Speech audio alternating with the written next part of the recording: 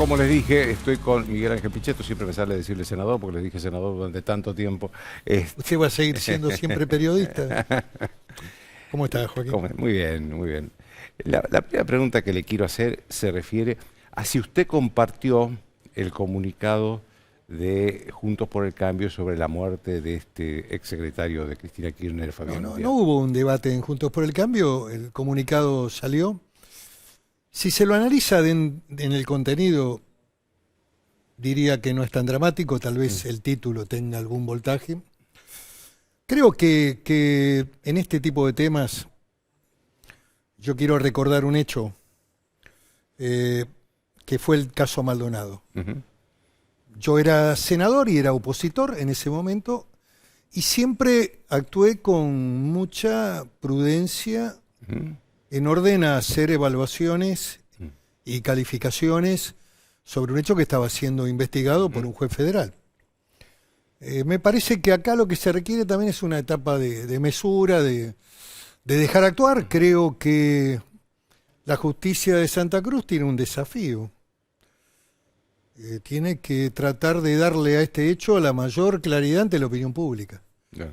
Y es importante que el juez sea un juez imparcial, y sería importante, tal vez por una cuestión hasta de tipo moral, que a lo mejor la fiscal por la relación se apartara.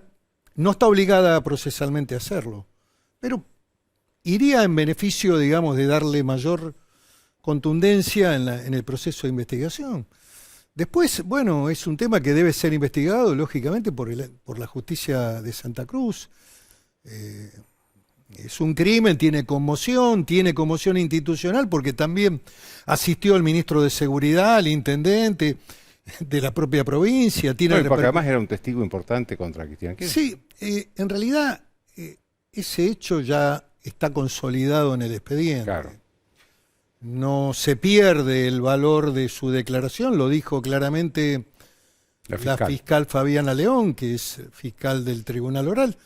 Dijo claramente que las declaraciones que hizo como testigo colaborador o imputado colaborador sería el concepto, porque no lo hizo como arrepentido, esas manifestaciones ya están vertidas en el expediente y no pierden valor ni pierden entidad y siguen siendo, digamos, elemento probatorio en función de ese juicio que en algún momento se hará. Pero bueno, me parece que hay que dejar que el proceso judicial avance, tener más claridad. Es un hecho, digamos, por las características, un homicidio brutal. Bueno, debe ser investigado. Ahora, usted hablaba de la fiscal, ¿no? Y lo que llama la atención de este crimen, aborrecible como todo crimen, son dos aspectos, me parece a mí. Una es las propiedades que tenía este señor, que había sido solo secretario privado, ¿no? Y la otra, efectivamente, que la fiscal sea la hija de la gobernadora y sobrina de la expresidenta, a quien este hombre... A ver, la fiscal tiene una competencia territorial que la viene detentando desde hace bastante tiempo. Y la verdad que desde el punto de vista del proceso penal no está obligada a excusarse.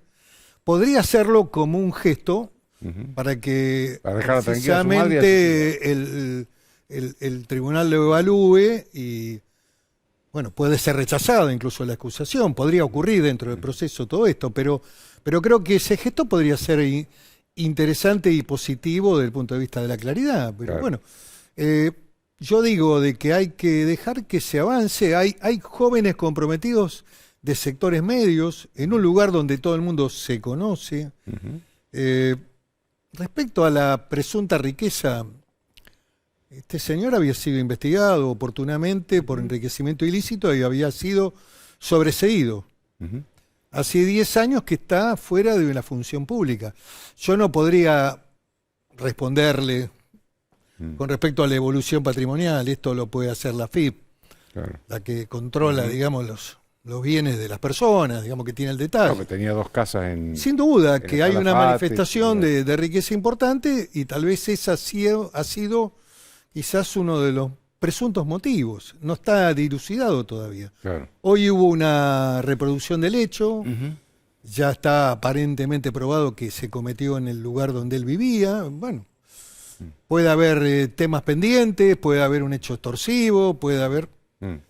y puede no tener connotación con la política nacional. Seguramente no la tiene. Seguramente no la tiene. Porque embarra un poco es que esté esta fiscal, que es hija y sobrina de figuras muy importantes. Digamos, yo no voy a hacer de acá... Claro. Lo que pasa es que los sistemas procesales y las competencias es lo mismo que lo que hablaba recién con el doctor claro. Lanuse.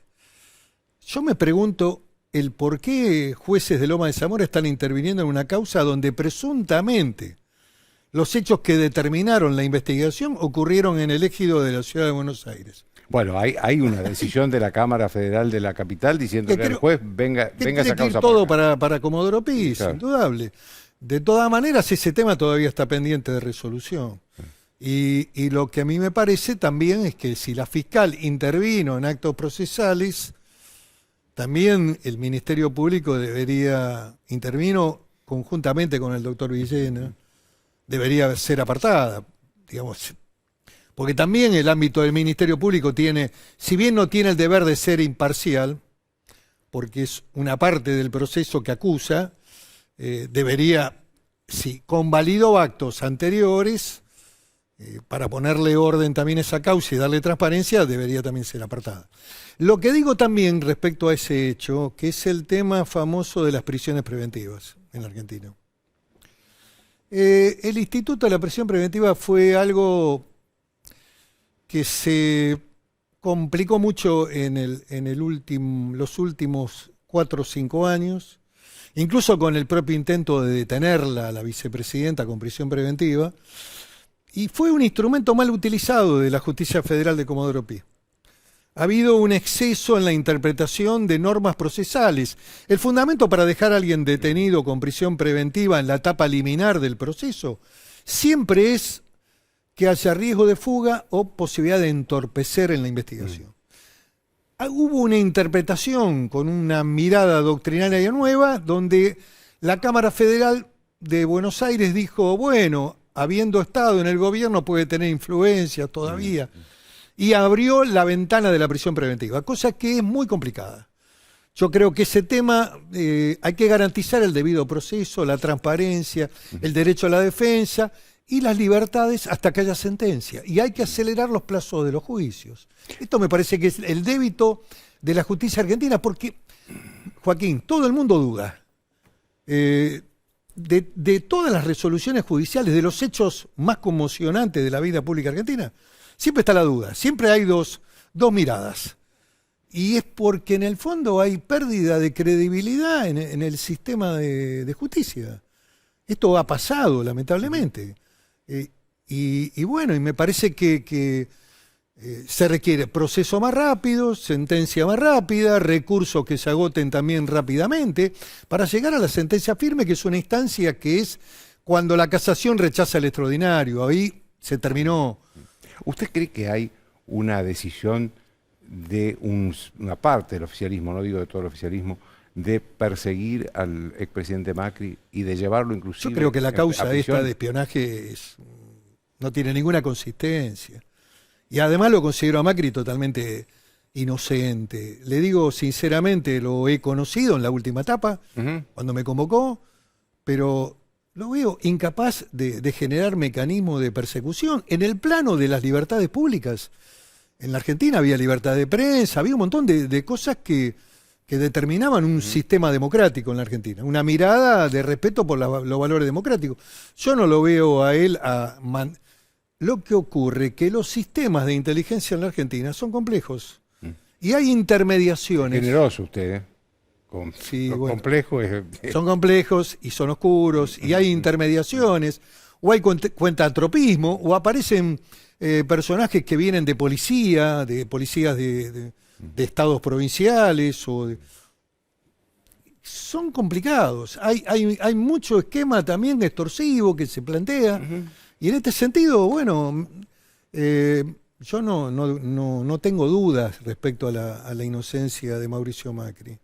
Me parece que si hay un juez independiente que funcione razonablemente en el marco del proceso, se va a acreditar de que no hay ningún tipo de responsabilidad por parte del expresidente. Déjeme sacarlo de estos temas y llevarlo a la... Hablamos todo. En Argentina es la Argentina judicial. Claro, y los temas grandes, a los temas políticos. Los grandes temas importantes de la definición del futuro argentino a veces quedan sepultados por la maraña. Déjeme que le pregunte, dos preguntas, a ver si sí. Una es cómo usted está viendo el manejo de la pandemia de parte del gobierno, la situación económica, y la otra es si, hay un poder bifronte en la Argentina. Si usted ve un poder bifronte. Yo creo que la pandemia tuvo un objetivo al principio, que era... Cuarentena, ¿no? La cuarentena, perdón. La pandemia fue devastadora para el mundo. Pero que en la Argentina, bueno, la cuarentena fue el aislamiento durante un tiempo que me pareció una acertada medida tomada por el gobierno. Lo único que tenía a mano y lo tomó. Hoy la prolongación indefinida de la cuarentena en una vuelta a un esquema rígido me parece muy complicado. ¿Por qué? Porque está coincidiendo además con el agotamiento de la gente, de la sociedad, y con un proceso donde la cuarentena no es igualitaria. La cuarentena hace más pobres a los pobres y es más desigual a los que son desiguales. El hombre humilde del conurbano que tiene que salir a buscar el trabajo o tiene que ir al cajero automático para sacar la platita para comprar la comida, tiene que comerse una cola de una hora y media en el barrio. El otro día vi la foto esa en la Ferrer, en donde ahí, ¿qué marco sanitario hay? Ninguno. Claro. O no puede salir a trabajar de albañil, de constructor, de electricista, de vendedor de alfajores en el tren. Es tremendo. Y la IFE no sustituye eso. La gente esa no quería eso. Lo que digo es que más temprano que tarde. Yo creo que estamos en un exceso en esta última etapa. Hasta el 17 vamos a llegar muy forzados. Y yo creo que esto también lo está comprendiendo el gobierno. Se está dando cuenta de esto, porque además en la estadística, Joaquín, los casos de muerte bajan, para decirlo crudamente, con todo lo que significa una muerte dolorosa para sus amigos, familiares, pero los casos de muerte bajan, y lo que aumenta es el número, porque hay mayor testeo de gente que tiene el virus, pero que tiene una estructura etaria joven, que se cura. Hay un nivel de recuperación y de curación de este proceso impresionante, que esto también hay que valorarlo, con lo cual todo esto va a la baja. Lo que ocurre es que también hay una prensa, un sector, no quiero generalizar, que están generando permanentemente el miedo, y hay una visión, hay una construcción última, casi policíaca. Yo recuerdo cuando era joven, la dictadura, los controles de auto, todo esto. Bueno, eso ahora está. Está tremendo. Es una locura. Una locura. Hay gente que a lo mejor quiere salir a trabajar, que la están controlando, le están haciendo colas interminables. Esto es una locura. Lo que digo es que hay que salir de esta lógica, porque la Argentina va a empezar a recuperarse cuando las ruedas de la economía empiecen a moverse. Le va a costar mucho, el presidente debería estar pensando esto, tampoco tiene que reaccionar tan mal frente... El presidente siempre es el que tiene que mantener más el equilibrio. Frente a la crítica de Juntos por el Cambio, que a lo mejor tiene algunos matices que se podrían analizar, frente a esa crítica no debería haber contestado de la manera que contestó. ¿Por qué? Porque si esa oposición es una oposición canalla, infame, mañana no la podés convocar.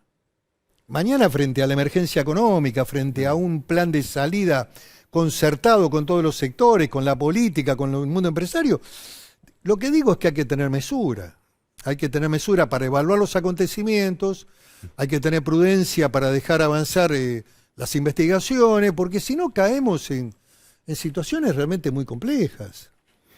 Le agradezco mucho, senador. No, muy amable, como siempre.